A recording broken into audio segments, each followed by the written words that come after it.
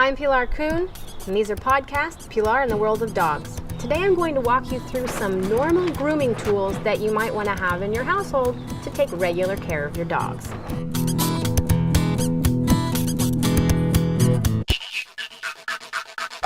First of all, do not be intimidated by all that you see here. It's an awful lot of equipment, but it's something that I've acquired over many years. There are certain brushes that you want to have regardless. One is a slicker brush. This goes through and helps loosen up a bunch of hairs, but don't let this brush fool you. If you have a longer coated dog, you're not going to get all of the mats out that you might need in order for your dog to stay healthy and keep his skin nice and free from other infections or dander. This is a pin brush. The pin brush gets down kind of like what you would use on your own hair. It just helps break up hair. It's not as stiff. And if the pin brush, if you ever catch your finger underneath this, it's gonna hurt really badly. It hurts. It bleeds. Don't do it. Another brush that I have here is a simple roller brush that I picked up at the regular beauty supply store. We use this on our longer coated dogs to help straighten out their hair when we're drying them. This is a boar bristle brush that we picked up again at a regular grooming shop for humans. What it does is it helps work the oils through the dog's coats, and it just gives them that nice overall sheen. This whole area here is full of combs and scissors galore. I will tell you that with the dogs, we have a comb like this that they call this a 50-50 because half of it has longer space tines and these are closer spaced. What this does is it gets all the way down through that coat to your dog's skin, so you can actually tell when you're combing through if there are mats. This is a really good one to have because, again, like I said about that slicker brush, you're not always going to get down to the skin. And it's really important to work those mats out. Now, mats are a really specific thing to work through, causes a lot of grief for people. I'm not going to talk in detail about that right now, but this is a handy dandy tool called a mat breaker, and it can actually cut through those mats to help get them out. Use this tool wisely, be careful. They're basically just razor blades cutting through hair, so you need to be careful that you don't cut your dog's skin. If you do, you might run the risk of getting a hot spot.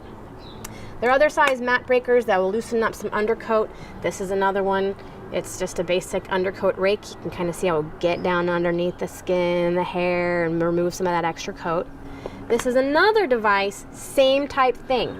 This longer portion here gets down further to the skin.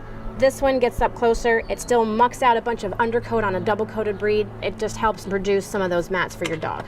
This is your typical guillotine nail clipper. It's one of the devices that you need to use for trimming your dog's nails. There's also a nail grinder, but this is one that we keep in our toolbox all the time. You never know when it's gonna come in handy. Clippers are another tool that comes in handy all the time for trimming feet, trimming ears. They're different size blades. I have several here.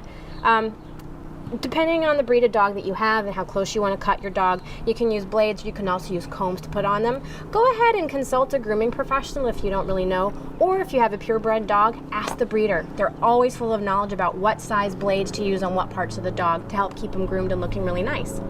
Another device you might want to have is just your basic typical hair dryer. It's easy. For the smaller dogs, it's easier. For larger dogs, we have force dryers that blows a lot of air out, dries big dogs fast. Another one, it's real basic, it's a water bottle. You never know when you're gonna wanna wet some hair down or spray the dog to cool them off, but it's just a good tool to have. And of course, everything is sitting upon a grooming table.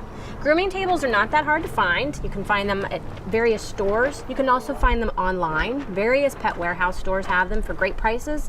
This is called a grooming arm, and this is a grooming noose. They're different sizes, different lengths for different breeds. This one here is for some of our smaller dogs, our Scottish Terriers. All of this stuff comes in really handy. It saves your back if you're trying to brush out your dog.